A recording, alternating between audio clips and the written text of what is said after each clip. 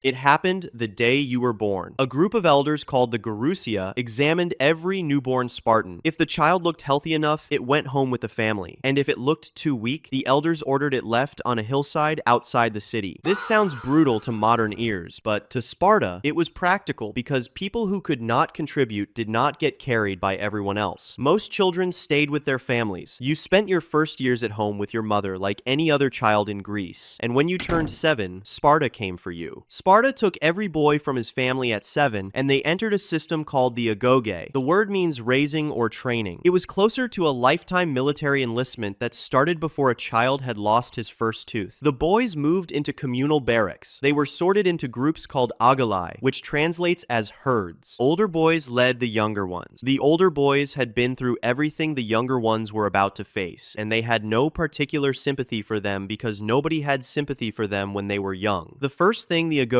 taught was not how to fight. It was how to be cold and stay that way. The boys slept on beds. They cut themselves from the reeds along the Eurotas River. They had one thin cloak for the entire year. In summer, it was fine. But in winter, when the temperature dropped, it was not. Sparta gave them less food than they needed on purpose. The boys stole food farms, kitchens, storage rooms around the city. But this was the part people remembered. A boy was not punished for stealing. He was punished for being caught, because getting caught meant he had not done it well enough. The agoge was not trying to build the best individual fighters. 1,000 men who would hold a line no matter what were worth more than 100 exceptional ones who might crack under pressure. By mid-morning, the boys were training with weapons. Spartans carried spears far more often than swords. The sword usually meant the spear was already gone. Spartans fought packed tightly together in a formation called the phalanx, shields overlapping, spear points pushed out in front. Every man moved with the men beside him, and every man depended completely on them to hold the line. The shield was not just for the man carrying it. It also covered the left side of the man standing to his right. You did not hold your shield only for yourself. You held it for the man beside you too. If one man stepped out of line or pulled his shield back even slightly, he created a gap that could collapse the entire formation and kill the men around him. The boys also trained in music, which surprises almost everyone who heard it. They sang in formation during drills. The songs were not for morale, but for timing. The songs set the pace, and every man in the formation moved to it. When a Spartan army advanced, it moved in step with the men singing, shields pressed together, spear points held out in front. Ancient writers describe the sound before anything else. Hundreds of men walking toward you at the exact same pace, voices carrying across the field. The Spartans were famous for saying little. This is where the word laconic comes from. It is from the place called Laconia, the region Sparta controlled. People over Greece thought that Spartans should answer questions using as few words as they could. If someone talked too much, it made him suspicious. The Spartans were known for being straightforward. Before the Battle of Thermopylae, the king of Persia Xerxes sent a message to Leonidas, the leader of the Spartans, telling the Spartans to give up their weapons. Leonidas sent back 2 words: come and get them. When a general from another city threatened to burn Laconia to the ground if his army entered it, the Spartans wrote back 1 word: if. This same habit still exists in modern military culture. Brevity, directness, say what matters and leave the rest out. Around 18, the agoge became much harsher. This stage was called the crypteia. Young men were sent out alone, carrying almost nothing. They had to survive with a knife, with not enough food, and no proper place to sleep. Some old writers say that the crypteia was also involved in killing helots, the people who were forced to work on land. This was done to test the men and to keep the helots afraid. The historians do not agree on everything about the crypteia, but they all agree that the crypteia existed and that people remembered the crypteia as something very harsh. At 21, if a man made it through the agoge, Sparta made him a citizen and a soldier. He joined a fighting unit and also a syssitia, a small dining group of around 15 men who ate every meal together for the rest of their lives. The food at those meals centered on the black broth Sparta was known for across the ancient world. Ancient writers described it as a thick, dark soup made from pork, boiled in blood and vinegar and salt. One visitor who tasted it reportedly said he finally understood why Spartans did not fear death. If that was their daily food, dying was probably an improvement. The Spartans found this funny. The syssitia was not just about food. The men who ate together fought together. They knew each other's habits, their physical limits, their breaking points. A man did not build trust in battle during the moment of crisis. He built it over thousands of shared meals in a small room, eating food nobody else on earth wanted to eat. But here's the part of Spartan life that surprised surprised almost everyone who heard it. While the men lived this way, Spartan women lived very differently from most women in the ancient world. In Athens, women lived essentially inside their homes, with no real public role, no education, and nothing that looked like physical training. Spartan women trained physically from childhood too. While the men were away fighting, the women ran estates, handled money, managed farmland, and kept the households working. Spartan women were also known for speaking plainly. One Spartan mother handed her son his shield before battle and told him to come back carrying it or carried on it. Do not come home after throwing your shield away so you could run. Aristotle criticized Sparta specifically because its women had too much freedom. He thought it was a weakness. The Spartans disagreed. The city needed women keeping everything running while the men were gone. In 480 BC, 300 Spartans stood at Thermopylae against a Persian army ancient writers claimed was enormous, possibly more than 100,000 men. They stayed there for 3 days. Every morning the Persians came, and every morning the 300 held the line. They held it until a local man showed the Persians a path around the pass. On the third morning, the Spartans woke up with the Persian army behind them and in front of them both. Leonidas knew what was coming. He sent most of the allied Greek forces away before the final battle. He kept his 300. Every man in that group had eaten with the same 15 men every day for years. They knew each other's breathing in the dark. Every one of them knew what the next morning was. Before the final battle, Xerxes sent a scout to look over the Greek camp. The scout came back confused. The Spartans were sitting in the sun, combing their hair. Xerxes could not understand what he was looking at. Demaratus, a Spartan exile standing beside him, did. He told Xerxes Spartans always prepared themselves carefully before a battle they expected not to survive. That night, the 300 men ate together, sharpened their weapons, and slept. In the morning, they walked out to meet both halves of the Persian army. They fought until the spears broke. Then, the swords. Herodotus wrote down what came after the swords. They fought with their hands and their teeth. Leonidas fell early. 4 times the Persians came for his body. 4 times the Spartans threw them back and dragged their king behind the shields. The last few Spartans climbed a small hill to get an advantage. The Persians didn't follow. They stood back and filled the sky with arrows until nothing on the hill moved. Every man died within reach of someone he knew for years.